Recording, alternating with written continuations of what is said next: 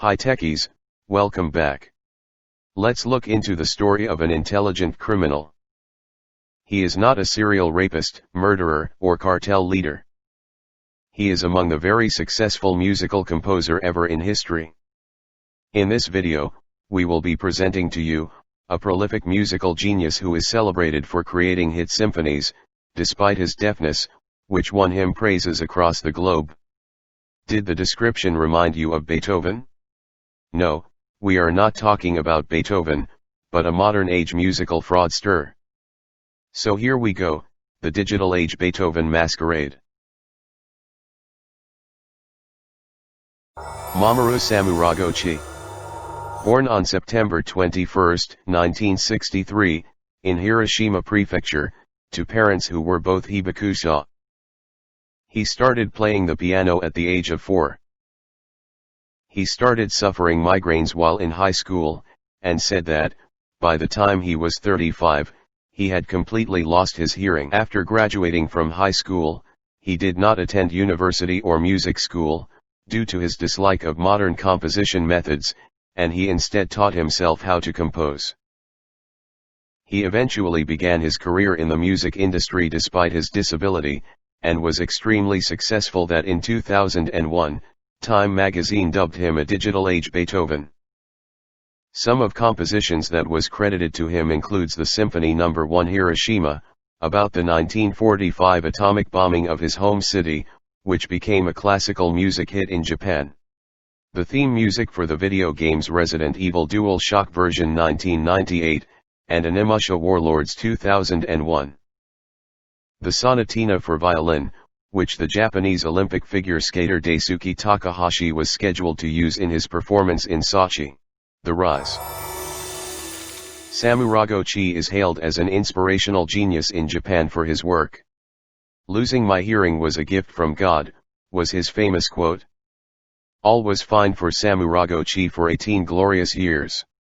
He had embraced and enjoyed the celebrity status that comes with overwhelming fame, wealth, credits and of course, millions of fans across the globe. The fall. On February 5, 2014, it turned out that Samuragochi's magnum opus was his own Masquerade. Japan learned that its most popular musical figures, Mamoru Samuragochi, had staged an elaborate hoax, in which someone else had secretly written his most famous compositions. The Ghost Writer. His accomplice, Takashi Nigaki, a teacher at the prestigious Toho Gakuen School of Music, admitted that he was indeed the ghost writer who had allowed Samuragochi to soak up all of the undeserving credit. Nigaki had written everything, more than 20 pieces of musical scores for which he was paid about $69,000 over the past 18 years. The criminal intelligence. Samuragochi was smart in the sense he acted exceptionally eccentric and introverted, so he could prevent becoming raped and exposed as a fraud.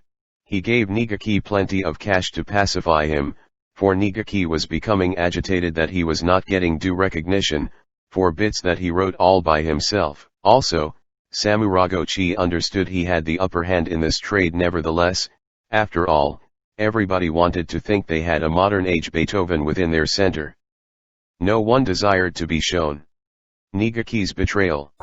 The ghost writer, Nigaki, went public because one of Samuragochi's compositions would be used, by Japanese figure skater, Daisuke Takahashi, at the 2014 Winter Olympics in Sochi. In a surprise twist, Nigaki claimed in the press conference, that he did not believe the composer was deaf at all. He further confirmed, that Samuragochi has normal hearing, and was posing as a deaf man to generate a mystique around his image, as a composer.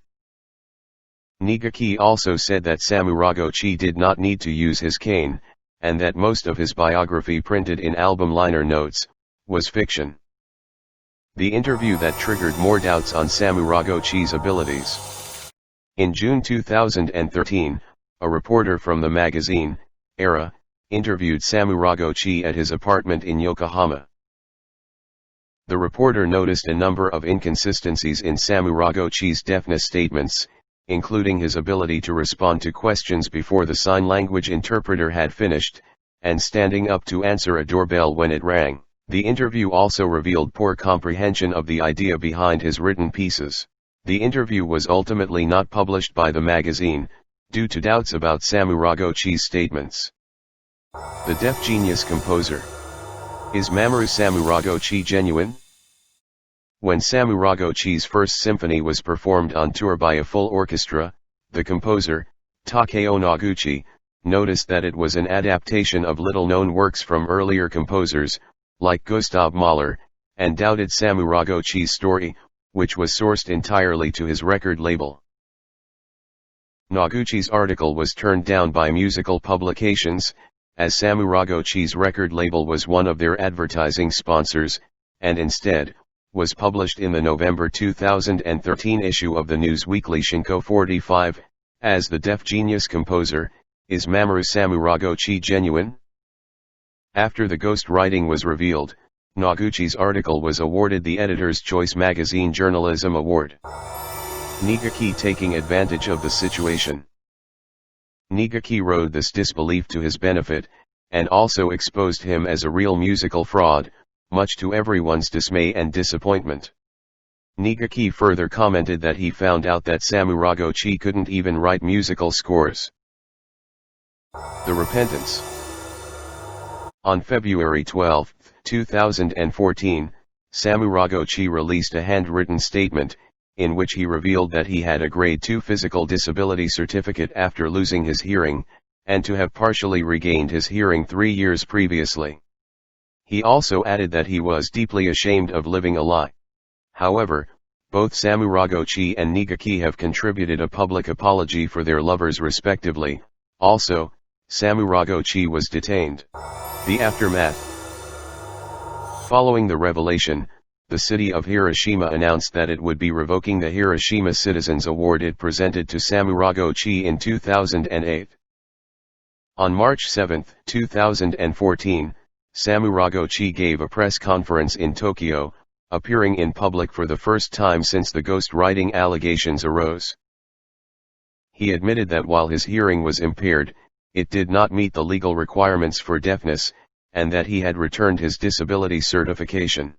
Even if it was indeed an obnoxious act, Samu Ragochi must be applauded for his intelligence in executing his crime, which he was able to endure a whole 18 years, until he was eventually exposed as a fraud. So with that, we end our story.